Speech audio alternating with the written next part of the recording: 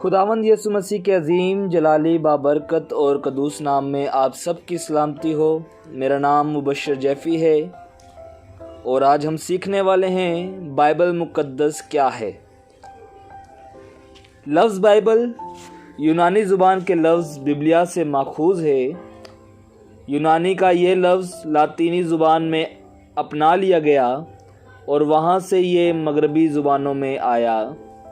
چنانچہ اب ہم بائبل یا بائبل مقدس کہتے ہیں، جس کا مفہومی مطلب یہ ہے کہ تصنیف ہونے والی سب سے عظیم کتاب۔ بائبل مقدس کی اصطلاح تحریروں کے اس مجموعے کے لیے استعمال ہوتی ہے جنہیں یہودی قوم اور مسیحی کلیسیا مقدس مانتی ہے۔ بائبل مقدس کو دو حصوں میں تقسیم کیا گیا ہے۔ پہلا حصہ پرانا عہد نامہ یا عہد عتیق اور دوسرا حصہ نیا عہد نامہ یا عہد جدید کہلاتا ہے۔ لاطینی لفظ ٹیسٹامنٹم اور عبرانی لفظ بیریت کے باہمی تعلق کو جان لینے سے یہ سمجھنا آسان ہو جاتا ہے کہ ان الفاظ کا مطلب عہد، قرار نامہ، معاہدہ یا اتحاد جو باہمی سمجھوتے پر مبنی ہو۔ بائبلی علم الہیات میں بیریت ایک بنیادی اصطلاح ہے۔ اس سے مراد وہ عہد و پیمان یا بندھن ہے جو خدا نے کوہ سینا پر اپنے لوگوں کے ساتھ باندھا۔ یہ عہد یا اتحاد موسیٰ کی معرفت قائم ہوا۔ اس کے برعکس نبی ایک نئے عہد کی بھی بات کرتے رہے۔ نبیوں نے کہا کہ نیا عہد پرانے عہد کی طرح پتھر کی لوحوں پر لکھا ہوا نہیں ہوگا، بلکہ خدا کا روح اسے لوگوں کے دلوں پر لکھے گا۔ آئے ہم کلام مقدس میں سے نکالیں گے یرمیہ نبی کی کتاب، اس کا 31 باب، اس کی 31 سے 34 آیت تک تلاوت کریں گے۔ کلام خدا میں یوں مرقوم ہے: دیکھ وہ دن آتے ہیں، خداوند فرماتا ہے، جب میں اسرائیل کے گھرانے اور یہودا کے گھرانے کے ساتھ نیا عہد باندھوں گا، اس عہد کے مطابق نہیں جو میں نے ان کے باپ دادا سے کیا جب میں نے ان کی دستگیری کی تاکہ ان کو ملک مصر سے نکال لاؤں، اور انہوں نے میرے اس عہد کو توڑا اگرچہ میں ان کا مالک تھا، خداوند فرماتا ہے۔ بلکہ یہ وہ عہد ہے جو میں ان دنوں کے بعد اسرائیل کے گھرانے سے باندھوں گا، خداوند فرماتا ہے، میں اپنی شریعت ان کے باطن میں رکھوں گا اور ان کے دل پر اسے لکھوں گا، اور میں ان کا خدا ہوں گا اور وہ میرے لوگ ہوں گے۔ اور وہ پھر اپنے اپنے پڑوسی اور اپنے اپنے بھائی کو یہ کہہ کر تعلیم نہیں دیں گے کہ خداوند کو پہچانو، کیونکہ چھوٹے سے بڑے تک وہ سب مجھے جانیں گے، خداوند فرماتا ہے، اس لیے کہ میں ان کی بدکرداری کو بخش دوں گا اور ان کے گناہ کو یاد نہ کروں گا۔ اسی کے ساتھ ہم ایک اور حوالہ کلام مقدس میں سے نکالیں گے۔ کلام مقدس میں سے نکالیں گے حزقیل نبی کی کتاب، اس کا 36 باب، اس کی 26 سے 27 آیت پڑھیں گے۔ کلام خدا میں یوں مرقوم ہے: اور میں تم کو نیا دل بخشوں گا اور نئی روح تمہارے باطن میں ڈالوں گا، اور تمہارے جسم میں سے سنگین دل کو نکال ڈالوں گا اور گوشتین دل تم کو عنایت کروں گا، اور میں اپنی روح تمہارے باطن میں ڈالوں گا اور تم سے اپنے آئین کی پیروی کراؤں گا، اور تم میرے احکام پر عمل کرو گے اور ان کو بجا لاؤ گے۔ یہ ہے نئے اور پرانے عہد میں فرق۔ پرانے عہد پر کوہ سینا پر مہر ہوئی اور جانوروں کی قربانیوں سے اس کی توثیق ہوئی، مگر بے مثال اور اعلیٰ طور پر نیا عہد مسیح کے خون کے وسیلہ سے ہمارے ساتھ قائم ہوا۔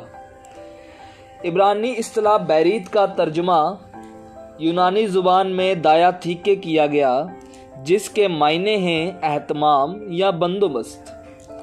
بائبل مقدس کا یونانی ترجمہ، جسے سیپٹوجنٹ یعنی ہفتادی ترجمہ کہتے ہیں، اس میں اس نقطے پر زور دیا گیا ہے کہ یہ عہد ایک بخشش ہے جو خدا کے فضل سے ملتی ہے۔ یہ فضل انسان کے کاموں کا اجر نہیں بلکہ خدا کا رحم ہے۔ کلام مقدس کو پاک نوشتے بھی کہا جاتا ہے، جبکہ یہودیت میں اسے تناخ بھی کہتے ہیں۔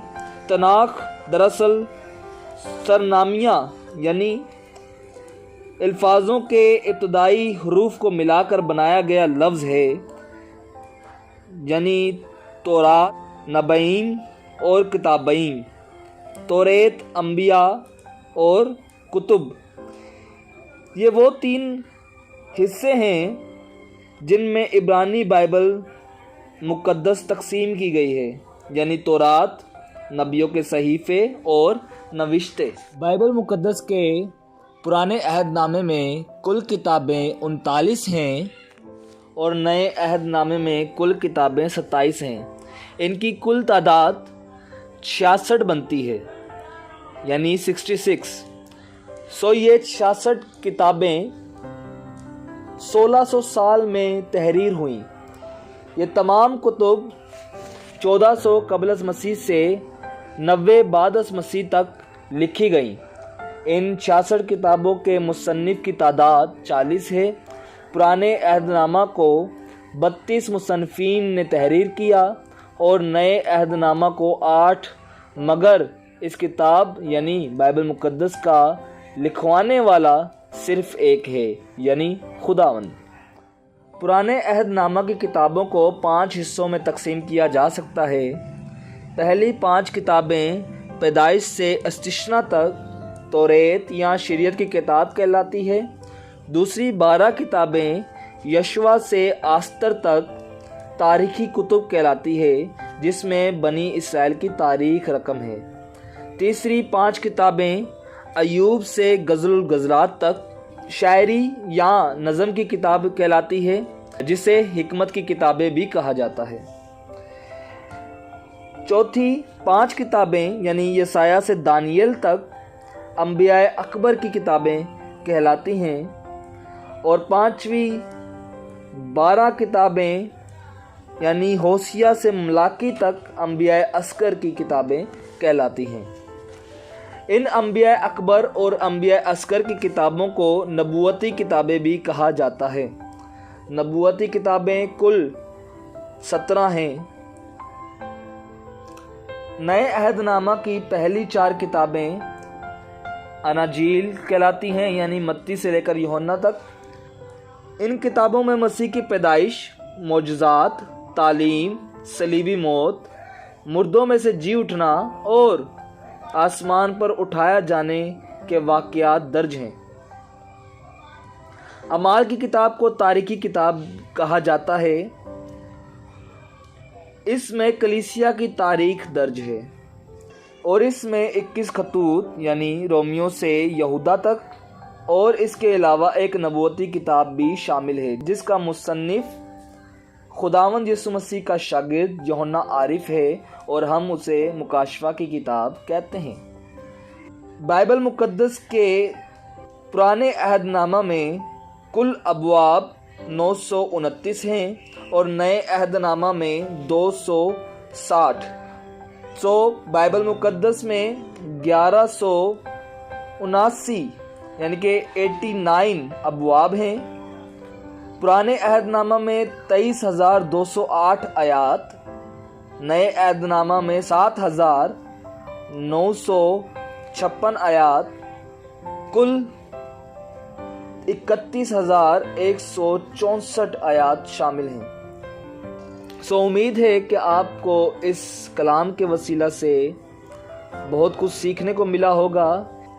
اگر آپ کو یہ آڈیو اچھی لگی ہو اور اگر آپ نے اس سے بہت کچھ سیکھا ہو تو آپ اس آڈیو کو لائک کریں، شیئر کریں اور اس چینل کو سبسکرائب کریں۔ خداوند آپ سب کو برکت دے، آمین۔